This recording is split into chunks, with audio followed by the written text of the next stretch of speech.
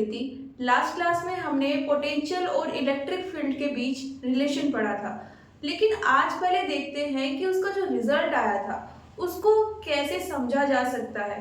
Okay, क्या कुछ उसके कंक्लूजन्स हैं, एक बार उनको देखते हैं, फिर स्टार्ट करेंगे पोटेंशियल ड्यू टू डायपोल। अब रिलेशन के अकॉर्डिंग हमारे पास आता है dv equals to minus E d r cos theta, और इसको अगर वेक्टर फॉर्म में लिखे तो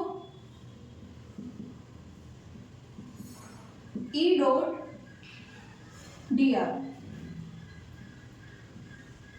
जब हम इसको डेराइव कर रहे थे तो हमने बोला था कि हम इसको जनरलाइज बनाना चाहते हैं।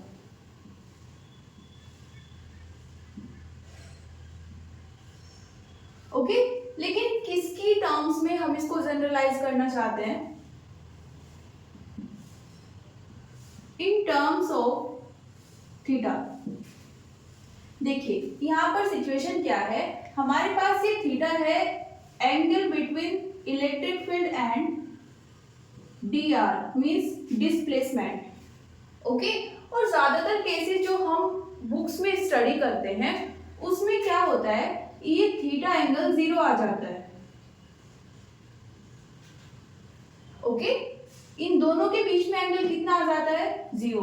वो कैसे आता है? सपोज कीजिए आप किसी को पुश करते हैं, है ना, या अपनी साइड खींच रहे हैं, तो वो किस साइड डिस्प्लेस होगा? आप अपनी साइड खींच रहे हैं उसको, तो वो आपकी साइड आ जाएगा। आप उसको पुश कर रहे हैं, पीछे की साइड धकेलना चाहते हैं, तो वो पीछे की साइड चला जाएगा। कहने का मतलब क्या है, आप जिस डायरेक्शन में फोर्स लगाओगे उसी डायरेक्शन में डिस्प्लेसमेंट आपको देखने को मिल जाएगा। ओके, हमारे पास है इलेक्ट्रिक फील्ड, और इलेक्ट्रिक फील्ड का एक फॉर्मूला हम पढ़ चुके हैं, F इक्वल्स टू QE। इसके अकॉर्डिंग जिस डायरेक्शन में आप फोर्स लगाओगे उसी डायरेक्शन में क्या आ जाएगा? Electric field direction. Okay, means force की डायरेक्शन और डायरेक्शन ऑफ इलेक्ट्रिक फील्ड दोनों सेम रहने वाली है हमेशा। ओके, ठीक है, इतना तो समझ में आ गया। अब इन दोनों को रिलेट करें तो जो डायरेक्शन इलेक्ट्रिक फील्ड की होगी वही डिस्प्लेसमेंट की आ जाएगी। ओके, ये वाला केस तो हमेशा आपको देखने को मिल जाएगा। ओके, लेकिन इलेक्ट्रिक फील्ड की टर्म्स में अगर देखें तो इन दोनों की जो डायरेक्शन है वो सेम होती है, तो रिजल्ट अगर निकाला जाए, इसको कंक्लूड किया जाए, तो बोल सकते हैं कि जो इलेक्ट्रिक फील्ड की डायरेक्शन होगी वही किसकी आएगी? डिस्प्लेसमेंट की डायरेक्शन। मींस थीटा कितना होगा? 0। ओके, लेकिन हमारी जो रियल लाइफ होती है वहां पर जो सिस्टम्स हैं जिनको हम स्टडी करते हैं, ओके, जिनको स्टडी करने के लिए हम ये डेराइव कर रहे हैं, वो बहुत कॉम्प्लेक्स होते हैं। ओके, तो ये हमेशा थीटा नहीं रहेगा, वेरी कर सकता है। ओके, सिचुएशन के साथ वेरी कर सकता है। वेरी का मतलब यहाँ पे ये नहीं है कि वो टाइम के साथ वेरी कर रहा है, नहीं, सिचुएशन कुछ ऐसी बन जाएगी कि उसका एंगल 0 ना होकर कुछ और हो सकता है, सपोज 60 या 30 या फिर 90 भी हो सकता है। ओके, ऐसा वैसे कम ही केसेस में होता है 90, बट स्टिल हम केस पढ़ रहे हैं, वेरी कर रहा है वो। ओके, कॉम्प्लेक्स सिस्टम का मतलब क्या है, सपोज हमारे पास एक से ज्यादा चार्जेस है। ओके, अब उनके बीच में हम किसी पॉइंट को स्टडी कर रहे हैं। अब चार्जेस पॉजिटिव भी हो सकते हैं, कुछ नेगेटिव है, कुछ पॉजिटिव है, तो उस सिचुएशन में कुछ चार्जेस उसको, उस पॉइंट को अपनी साइड अट्रैक्ट करना चाहेंगे, कुछ उसको रिपेल करना चाहेंगे। उस केस में जो एंगल आएगा वो रिजल्टेंट इलेक्ट्रिक फील्ड मींस सभी चार्जेस के कारण जो रिजल्टेंट फील्ड आई है उसके और डिस्प्लेसमेंट के बीच का एंगल होगा। ओके, यहाँ पर ये थीटा जरूरी नहीं है कि 0 ही है, नॉन 0 भी हो सकता है। ओके, तो अब अगर इसको कंक्लूड करना चाहे तो क्या बोल सकते हैं?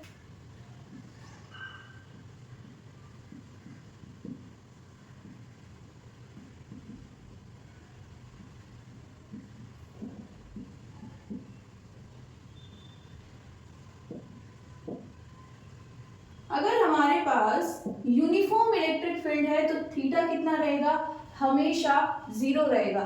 Uniform electric field means suppose मेरे पास ये एक प्लेन है और मैंने बोला है कि इसमें मेरे पास यूनिफॉर्म इलेक्ट्रिक फील्ड है। ओके, इसका मतलब क्या है, सपोज ये कुछ पॉइंट्स है मेरे पास। यूनिफॉर्म इलेक्ट्रिक फील्ड का मतलब होता है कि डायरेक्शन और मैग्नीट्यूड दोनों सेम रहने वाले हैं अगर आप एक पॉइंट से दूसरे पॉइंट पर वेरी कर रहे हैं। ओके, सपोज इन सभी पॉइंट्स पर मैग्नीट्यूड E है।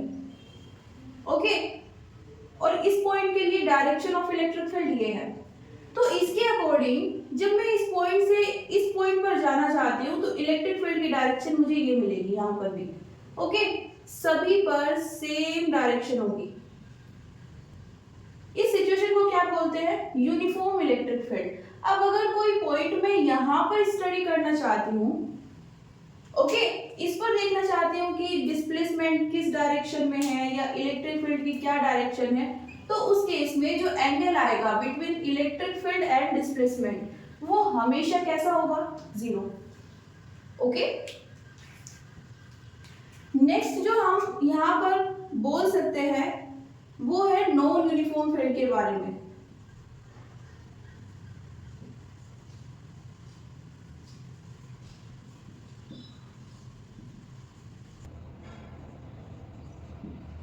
ओके, हम अगर नॉन यूनिफॉर्म इलेक्ट्रिक फील्ड की बात कर रहे हैं तो हमारे पास एंगल जरूरी नहीं है 0 ही आएगा, उससे अलग कोई और एंगल भी आ सकता है। नॉन इलेक्ट्रिक फील्ड में सिचुएशन कैसी होती है, सपोज अगेन मेरे पास ये एक प्लेन है, इस प्लेन में अगेन कुछ पॉइंट्स है मेरे पास।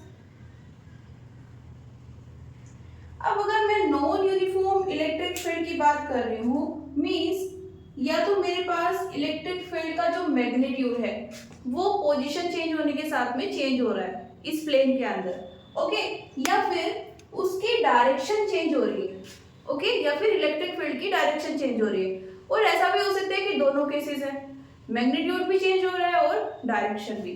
इस केस में सपोज इस पर ये डायरेक्शन है तो जरूरी नहीं है यहाँ पर भी यही होगी, हो सकता है ये डायरेक्शन आ जाए। किसकी डायरेक्शन है ये, इलेक्ट्रिक फील्ड की। ओके, तो ऐसे इलेक्ट्रिक फील्ड को हम क्या बोलते हैं, नॉन यूनिफॉर्म इलेक्ट्रिक फील्ड। और जब हम ऐसी फील्ड को स्टडी करते हैं तो वहां पर जरूरी नहीं है कि जो डिस्प्लेसमेंट और इलेक्ट्रिक फील्ड के बीच का एंगल है वो 0 है। ओके, एक नॉन यूनिफॉर्म केस हम स्टार्टिंग से पढ़ रहे हैं इलेक्ट्रोस्टैटिक्स में। कौन सा केस है, हमारे पास एक पॉइंट चार्ज होता है, उससे कुछ डिस्टेंस पर हम दूसरा चार्ज ले लेते हैं। ओके, ये कितने डिस्टेंस पर है, सपोज इनके बीच की डिस्टेंस r है। ये डायग्राम हम फर्स्ट चैप्टर से ड्रॉ कर रहे हैं। ओके, इनफैक्ट फर्स्ट चैप्टर की सेकंड या थर्ड क्लास से। अब इसमें अगर मैं चाहती हूँ इस पर इलेक्ट्रिक फील्ड देखना तो ये इसको किस डायरेक्शन में रिपेल या अट्रैक्ट करेगा, सेम चार्ज है तो इस डायरेक्शन में फोर्स होगा। ओके, फोर्स इस डायरेक्शन में है तो डिस्प्लेसमेंट भी इसी डायरेक्शन में आएगा। ओके, और हमारे पास इस फॉर्मूला से जो कंडीशन आती है उसके अकॉर्डिंग पॉजिटिव चार्ज के लिए हमारे पास इलेक्ट्रिक फील्ड भी इसी डायरेक्शन में होगी। तो क्या बोल सकते हैं, थीटा कितना है, 0। ओके, और ये केस कौन सा है, नॉन यूनिफॉर्म।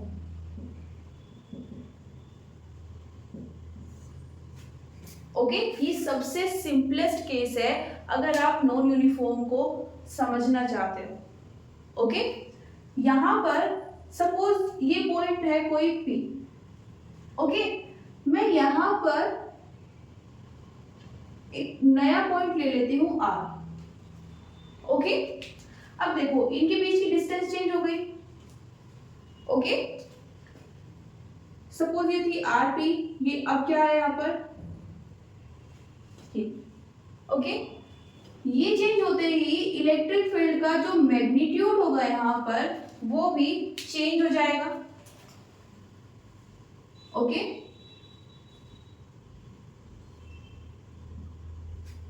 हाँ डायरेक्शन सेम है। ओके, मैंने यहाँ पर क्या बोला था जब हम इसको स्टडी कर रहे थे, नॉन यूनिफॉर्म केस में या तो डायरेक्शन डिफरेंट होनी चाहिए या फिर मैग्नीट्यूड डिफरेंट होना चाहिए या फिर दोनों डिफरेंट है। ओके, यहाँ पर डायरेक्शन तो सेम है। ओके, इस पॉइंट के लिए डायरेक्शन सेम है जो इसके पास है, लेकिन मैग्नीट्यूड तो डिफरेंट है। मैग्नीट्यूड डिफरेंट है तो हमें जो कंडीशन चाहिए थी इसके लिए वो तो मिल गई। ओके, ये वेरी कर रही है, जैसे मैं इस पॉइंट से यहाँ पर जाती हूँ ये डिक्रीज हो जाएगी। ओके, इसकी वैल्यू ज्यादा होगी किससे, एपी से। कैसे, फॉर्मूले से हमने पढ़ लिया है ये, के क्यू डिवाइडेड बाय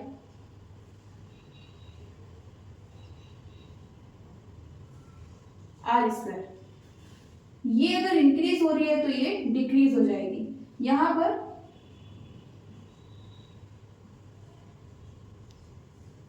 ये सिचुएशन है। ओके, तो ये केस हमेशा याद रखना किसका है, non uniform case. Okay, note कीजिए। इसके बाद चलते हैं अपने नेक्स्ट टॉपिक पर। नेक्स्ट टॉपिक है हमें डायपोल लेना है और उस डायपोल के चार्जेस के कारण किसी पॉइंट P पर क्या निकालेंगे, पोटेंशियल। ओके, स्टार्ट करते हैं। अब देखो यहाँ पर एक जनरल केस लेंगे, उसी से इक्वेटोरियल पोजीशन और एक्सियल पोजीशन दोनों पर पोटेंशियल निकालेंगे। ओके, और अगर पॉइंट किसी दूसरी पोजीशन पर है, मींस इक्वेटोरियल और एक्सियल के बीच में किसी पॉइंट पर है, तो वो भी उसी से निकल जाएगा। ओके, कैसे, ये डायपोल है हमारे पास, plus Q minus Q. Okay, assume करते हैं कितनी लेंथ का है, 12। इसके बीच में एक मिड पॉइंट भी होगा। ओके, ओ बोल देते हैं उसको। अब इन दोनों के बीच की डिस्टेंस कितनी हो जाएगी, एल। इसको ले लेते हैं ए पॉइंट और इसको बी पॉइंट। ये मेरे पास एक पॉइंट है पी। ओके, एज्यूम करते हैं कि ये डिस्टेंस है हमारे पास आर। ओके, और क्या एजम्पशन ले सकते हैं, इसको थीटा मान लेते हैं। ओके, क्या क्या हमने एज्यूम किया है,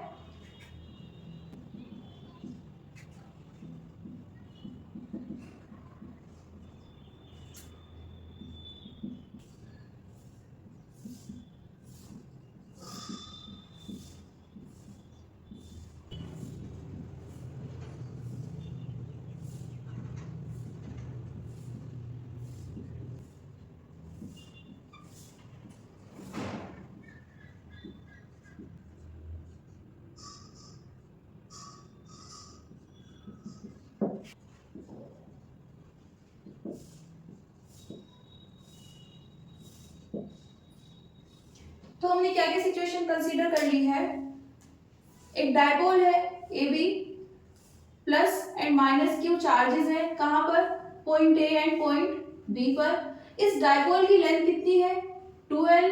अब एक हमने पॉइंट कंसीडर किया है पी, कितनी डिस्टेंस पर है, आर डिस्टेंस पर है, कहां से, मिड पॉइंट ओ से। ओके, ये मिड पॉइंट कहां पर है, डायपोल पर। और साथ में हमने एज्यूम किया है कि एंगल बी ओ पी कितना है, थीटा, मींस ये वाला एंगल थीटा है। अब इसको हम फिगर, ये डायग्राम 1 मान लेते हैं। ओके, जिसमें हमने वो सब मेंशन कर दिया है जो हमें गिवन है, ये जो हमारे पास ऑलरेडी है। ओके, अब क्या करना है, पोटेंशियल निकालना है।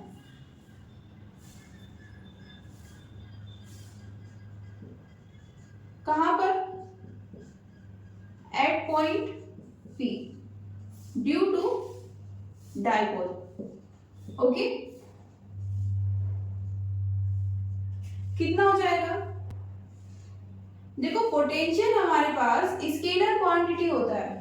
ओके, तो जैसे हमने फर्स्ट चैप्टर में चार्ज को अलजेब्रिक सम लेके ऐड किया था, पॉजिटिव चार्ज था तो हम पॉजिटिव लिखते थे, नेगेटिव चार्ज था तो हम नेगेटिव लिखते थे, ओके, और उन सबको ऐड करते थे। वैसे ही हमें यहाँ पर पोटेंशियल को ऐड करना है।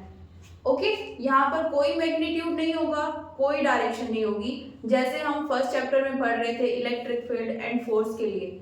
ओके, ये एक स्केलर क्वांटिटी है तो नेगेटिव साइन है तो नेगेटिव मेंशन कीजिए, पॉजिटिव है तो पॉजिटिव, और कोई मैग्नीट्यूड नहीं लेना है।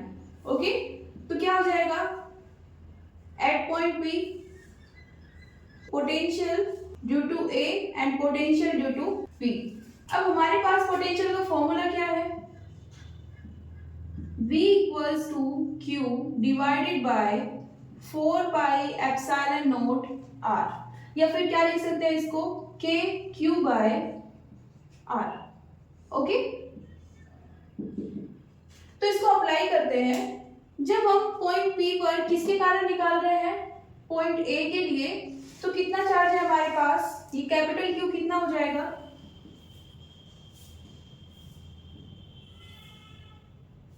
माइनस Q, ओके, साथ में है K डिवाइडेड बाय R कितनी है, इस पॉइंट की इससे डिस्टेंस कितनी है, इसको मान लेते हैं RA। ओके, इसके लिए देखते हैं K इस बार कितना है, प्लस Q चार्ज, और डिवाइडेड बाय डिस्टेंस, इसको ले लेते हैं RB। ओके, इस वाले डिस्टेंस की हम बात कर रहे हैं। ओके, तो इसको कैसे लिख सकते हैं, रीअरेंज करके, V equals to minus K Q, ये यहां से और ये यहां से कॉमन आ सकता है, चलो एक बार लिख लेते हैं, plus KQ by RB। Okay, यहां से क्या कॉमन ले सकते हैं, KQ कितना आ जाएगा, minus 1 by RA plus 1 by RB। Okay, ये हमारे पास एक इक्वेशन आ गई है। ओके, अब यहाँ पर अगर हम RA और RB की वैल्यू फाइंड करके रख दे, ओके, बिकॉज वो हमें यहाँ पर तो गिवन नहीं है। ओके, तो हमारे पास नेट पोटेंशियल आ जाएगा, और कहाँ पर है ये पोटेंशियल, पॉइंट P पर। ओके, तो एक और डायग्राम ड्रॉ करते हैं, ये कितना है RB और ये कितना है R। ओके, हमें क्या करना है, हमें RB फाइंड करना है। अब इसके लिए क्या करेंगे, मैथमेटिक्स का एक रूल यूज करते हैं,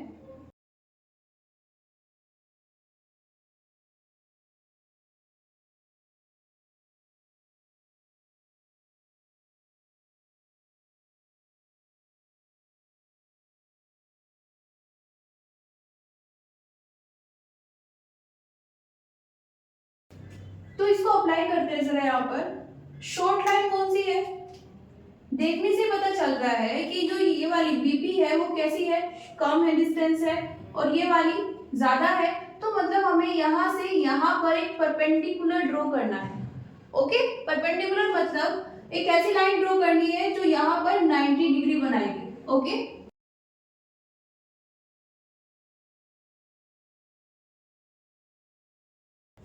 ये मान लेते हैं, ये ड्रॉ की हमने।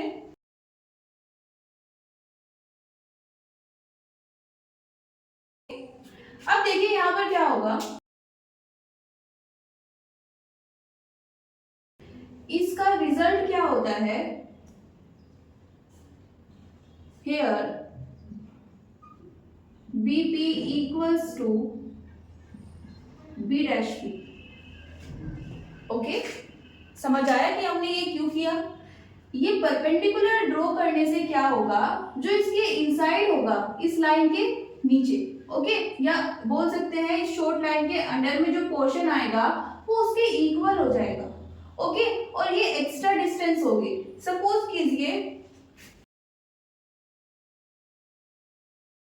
ये डिस्टेंस ये कवर करेगा और ये वाला, बता सकते हैं कौन सी डिस्टेंस ज्यादा है, ये वाली डिस्टेंस ज्यादा है। अगर ये मेरे पास 2 मीटर है तो हो सकता है कि ये कितनी है, 3 ले लेते हैं। ओके, अब इन्होंने बोला है कि इसको मैथमेटिक्स से भी देख सकते हैं। इसके लिए क्या करना पड़ेगा, एक परपेंडिकुलर लाइन ड्रॉ कर दो। अब इस वाली लाइन के अंडर में जो पोर्शन आया है इस लॉन्ग लाइन का, ये वाला, ओके, ये कितना हो जाएगा, 2 मीटर। और ये बाकी का कितना बचेगा, 3 minus 2 equals to 1 metre. Okay, एक तो तरीका ये है कि ठीक है, हमें सीधे सीधे दिख रहा है, हमने सीधे सीधे कैलकुलेशन कर दी और फाइंड कर लिया। लेकिन मैथमेटिक्स में अगर हम थोड़ा कॉम्प्लिकेटेड सिस्टम ले लें, या जैसे हम फिजिक्स में करते हैं, हमारे पास सिस्टम उतने ज़्यादा सिंपल नहीं होते हैं। ओके, तो कैलकुलेशन कहीं ना कहीं जाके कॉम्प्लिकेटेड हो जाती है। तो उस केस में हम क्या कर सकते हैं, अगर हमें सीधे सीधे समझ में नहीं आ रहा है कि एग्जैक्टली कितनी वैल्यू होगी, तो क्या कर सकते हैं, शॉर्ट लाइन लीजिए, लॉन्ग लाइन पर एक परपेंडिकुलर ड्रॉ कीजिए। ओके, अब लॉन्ग लाइन का जितना पोर्शन शॉर्ट के अंडर में आया है, ओके, लॉन्ग लाइन का जितना पोर्शन शॉर्ट के अंडर में आया है वो क्या हो जाएगा, इक्वल हो जाएगा, मींस ये वाली, ओके, ये वाली डिस्टेंस इसके इक्वल हो जाएगी। ओके, तो यहां पर हमने यही किया है, हमें नहीं पता चल रहा था कि ये कितनी होगी एग्जैक्टली, कुछ इंफॉर्मेशन भी नहीं गिवन थी, तो क्या किया हमने, परपेंडिकुलर ड्रॉ कर लिया। अब ये जो बीपी है ये बी डैश पी के इक्वल आ जाएगी।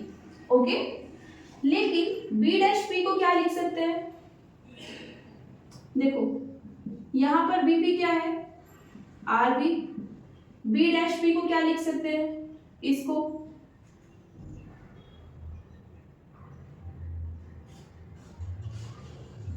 OP minus OB dash. Okay, इसी को फॉलो कर रहे हैं। बीपी को क्या लिख सकते हैं इसके अकॉर्डिंग, आर बी, और बी डैश पी को क्या लिख सकते हैं, ओपी माइनस ओबी डैश। देखो कंफ्यूज मत होना, ये जो आर है मेरे पास यहाँ पर, ये पूरी डिस्टेंस है। ओके, और इक्वल सिर्फ कितना आया है, ये वाला। तो मैं क्या कर सकती हूँ, इस ओपी में से इसको अगर माइनस कर दूं तो ये वाली डिस्टेंस आ जाएगी, और ये किसके इक्वल है, इसके। ओके, नेक्स्ट क्या करेंगे, r B equals to, OP को क्या लिख सकते हैं, आर, और ओबी डैश को, ये वैल्यू हमें नहीं पता है, ये क्या करना पड़ेगा, फाइंड करना पड़ेगा। कैसे करें, ट्रायंगल लेते हैं, कौन सा, ओ बी बी डैश। देखो कैसे ट्रायंगल बन रहा है, ये कितना है 90, ये भी कितना होगा 90, बिकॉज कोई भी हमारे पास लाइन है, ये पूरा एंगल कितना होगा 90, सॉरी 180। ओके, और इसको हाफ कर देंगे तो 90 90। अभी इसको अगर हम ड्रॉ करें तो ये कुछ ऐसा होगा।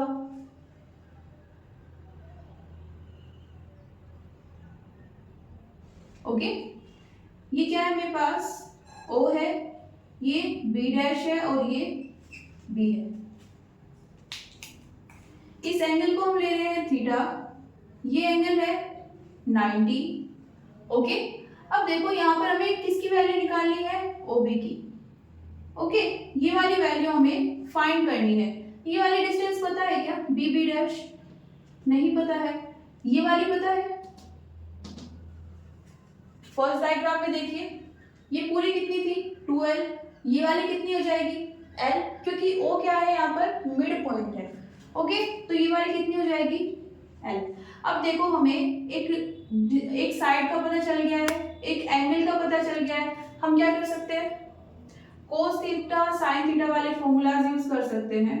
हमें क्या निकालना है, OB डैश। OB डैश क्या है यहाँ पर, बेस है। बेस किस में आता है, cos theta. Okay, base divided by hypotenuse. Okay, क्या हो जाएगा, cos theta equals to base कितना है OB डैश, ये कितना है O B, O B dash हमें फाइंड करना है, ओ बी की वैल्यू हमें पता है, तो यहां से ओ बी डैश कितना आ जाएगा, एल कोस थीटा। ओके, रखते हैं इस इक्वेशन 2 में।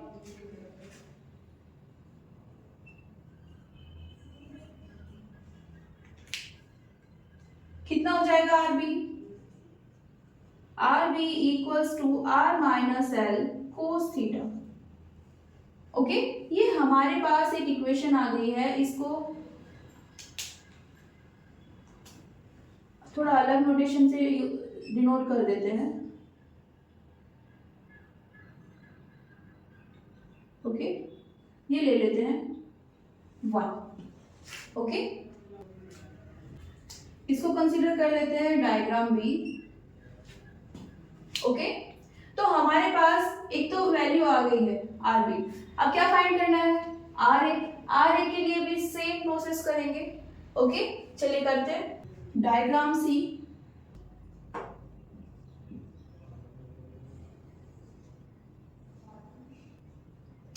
ये एंगल कितना है, थीटा। ओके, ये कितनी है, आर है, और ये आर है। क्या करेंगे अब, अगेन ये करते हैं स्टेप, एक लाइन ड्रॉ करते हैं, कहां से कहां पर, शॉर्ट लाइन से लॉन्ग लाइन पर, और ये कैसी होनी चाहिए, परपेंडिकुलर होनी चाहिए। ओके, शॉर्ट लाइन कौन सी है यहाँ पर, ये वाली, लॉन्ग ये वाली, तो इस बार यहां से यहां पर परपेंडिकुलर ड्रॉ करेंगे।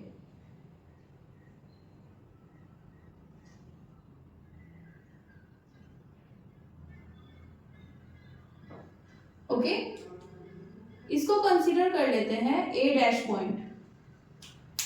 ओके, ये कितना हो जाएगा एंगल 90, और ये भी कितना हो जाएगा 90। अब अगेन यहां से क्या लिख सकते हैं, हियर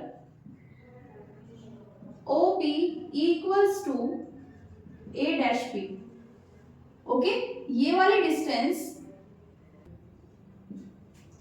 ये पूरी कितनी है आर ए, ये वाली कितनी है ए डैश पी, हमें नहीं पता है, लेकिन हम इसको फाइंड कर सकते हैं। कैसे, A P minus A dash, इस पूरे में से इतना माइनस करेंगे तो सिर्फ ये बचेगा, और ओपी क्या है हमारे पास, आर।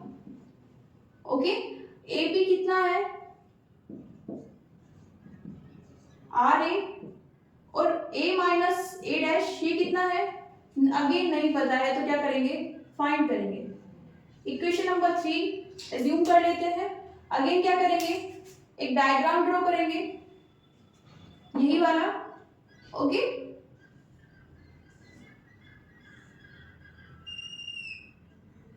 ये है मेरे पास ए ओ ए डैश, ये कितना है 90।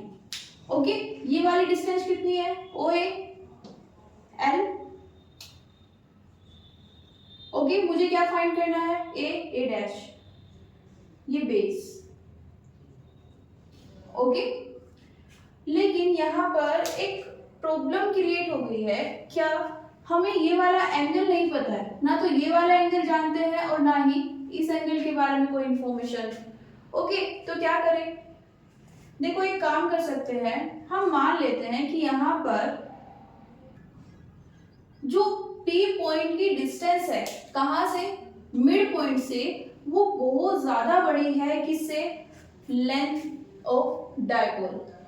ओके, कितनी लेंथ है डायपोल की, 12। तो अगर ये वाली डिस्टेंस इससे बहुत ज्यादा छोटी है, ओके, ऐसे केस में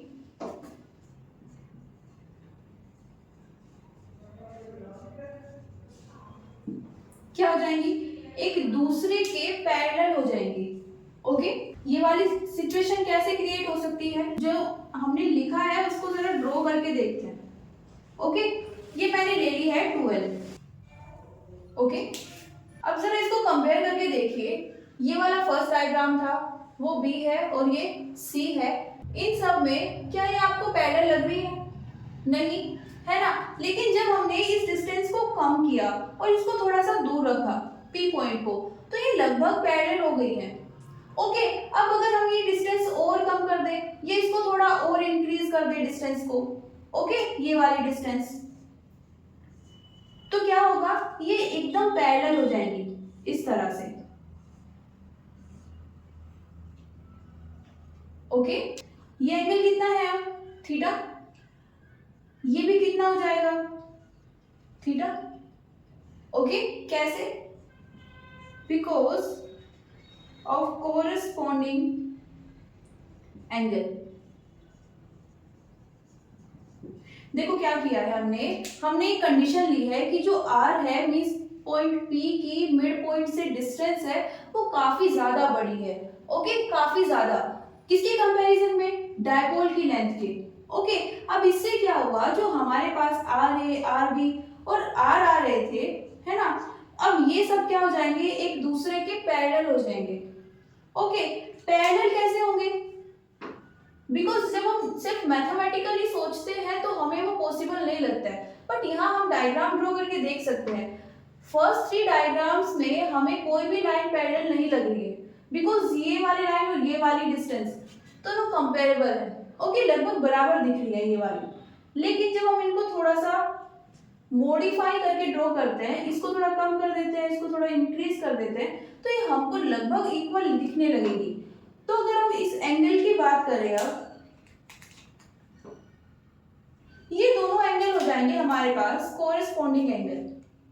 ओके, कोरेस्पॉन्डिंग एंगल हमेशा एक दूसरे के बराबर होते हैं, तो ये वाला एंगल भी कितना आ जाएगा, थीटा।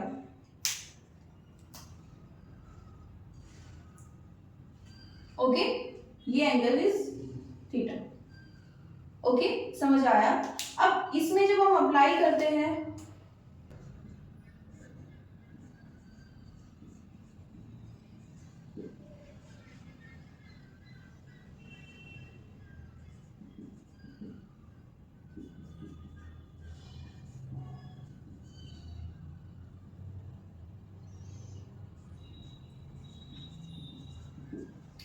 ओ ए डैश में अगेन अप्लाई करेंगे, क्या निकालना है, बेस निकालना है। ओके, कैसे करेंगे,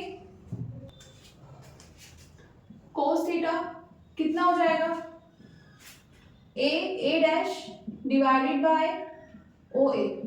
ओके, ए डैश कितना है हमें फाइंड करना है, नहीं पता है, डिवाइडेड बाय ओ ए कितना है, एल, ये कितना हो जाएगा,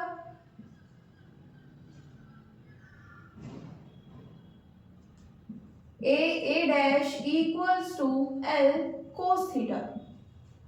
ओके, इसको मान लेते हैं सेकंड, रखते हैं जरा, कहां पे, इक्वेशन नंबर 3 में। इक्वेशन नंबर 3 से क्या आ जाएगा, r equals to R A minus L cos theta.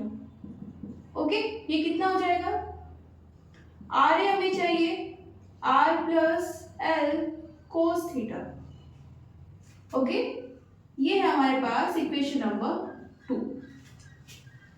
Okay, equation number 1 क्या आई थी, R B equals to are minus L cos theta.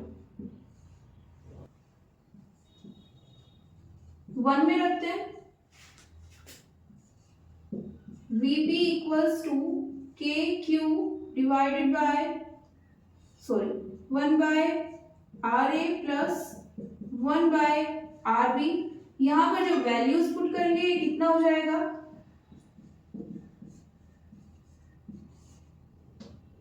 -1 by r plus L cos theta plus 1 by r minus L cos theta. Okay, कितना आ जाएगा, VP equals to के q, इसको इससे multiply करेंगे, ओके, प्लस इसको इससे मल्टीप्लाई करेंगे, बेसिकली हमें एलसीएम लेना है। ओके,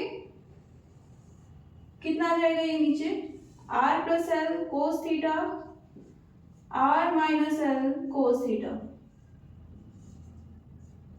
ओके, कुछ टर्म्स कैंसिल हो रही है, आर कैंसिल हो गया, कितना बचा,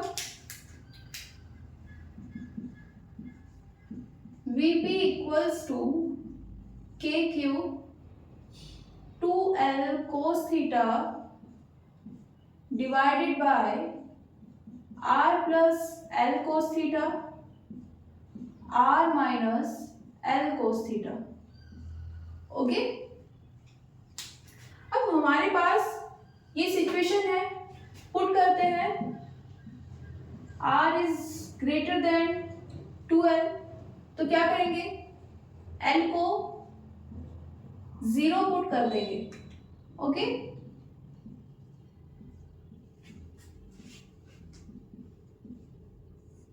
कितना बचेगा, R प्लस 0 R माइनस 0। देखो इसका सीधा सीधा सा मतलब क्या है कि R काफी ज्यादा बड़ा है 12 से, तो अगर हम उसको ऐड करेंगे, R में 12 को ऐड करेंगे या फिर सब्ट्रैक्ट करेंगे तो लगभग सेम ही वैल्यू आएगी। ओके, तो इसलिए हमने इनको 0 कर दिया, लेकिन यहाँ ऊपर भी L है। ओके, वहां पर उसको 0 नहीं किया है, क्यों नहीं किया है, क्योंकि इसकी कंपैरिजन में लगभग 0 है ना। ओके, यहाँ पर तो हम इसे R से ऐड या सब्ट्रैक्ट नहीं कर रहे हैं, तो जहां पर हम ऐड या सब्ट्रैक्ट करेंगे, ओके, किसके साथ में, जिससे वो बड़ा है छोटा है, वहां पर हम ये वाली सिचुएशन पुट करते हैं, छोटे वाली वैल्यू को 0 कर देंगे। ओके, याद रखना मल्टीप्लिकेशन या डिवाइड में कभी भी ऐसा नहीं करेंगे। यहाँ पर ये मल्टीप्लिकेशन में है, यहाँ पर 0 नहीं होगा, सिर्फ कहाँ होगा, जिससे ये छोटा है जब उससे ऐड किया जाएगा या फिर सब्ट्रैक्ट किया जाएगा तब हम उसको 0 पुट करेंगे। कितना आ जाएगा ये, divided by r square. Okay, अब हम जानते हैं कि डायपोल का डायपोल मोमेंट भी होता है, कितना, चार्ज q है, डिस्टेंस 2L है, तो कितना हो जाएगा 2QL। ओके, सो Vp को क्या लिख सकते हैं, K P cos theta divided by r square. Okay,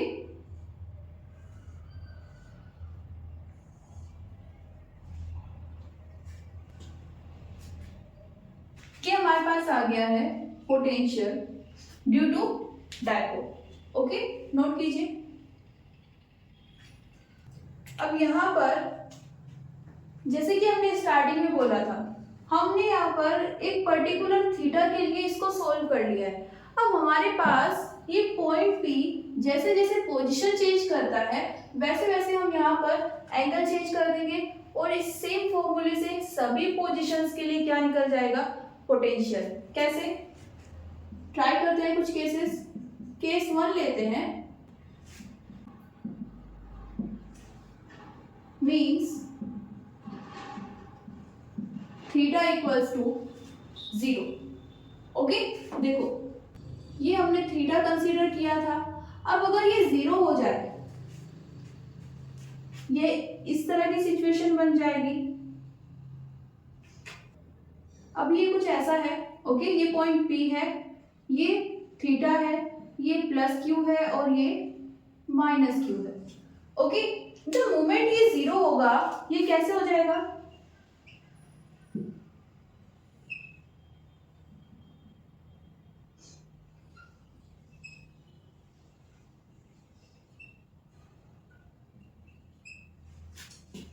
okay, ये यहाँ पर पॉइंट P आ गया है। ओके, ये वाला एंगल इस डायरेक्शन में इंक्रीज होगा। ओके, जैसे जैसे यहाँ से इस साइड जाएंगे ये इंक्रीज हो रहा है और यहाँ पर इस साइड आएंगे तो डिक्रीज हो जाएगा। 0 बनाने के लिए यहाँ से इस डायरेक्शन में आते हैं, ओके, डिक्रीज करते हैं, इस साइड इंक्रीज हो रहा है। ठीक है, ये एरो का साइन इसीलिए बनाया है। ओके, वहां पर थीटा को क्या रखते हैं, 0। पोटेंशियल कितना हो जाएगा, Kp divided by r square. Okay, because cos 0 1। Case 2 लेते हैं, इस बार पॉइंट को कहां रखते हैं, at equatorial position, means theta कितना हो जाएगा 90। ओके, अभी देखो ये इस डायरेक्शन में क्या हो रहा है, थीटा इंक्रीज हो रहा है इस डायरेक्शन में, तो 90 के लिए कितना होना पड़ेगा, ये सीधा। ओके, तो जो नए वाली पोजीशन बनेगी वो कैसी होगी, प्लस क्यू माइनस क्यू, और ये हो जाएगा हमारे पास point P। Okay, at 90 degree.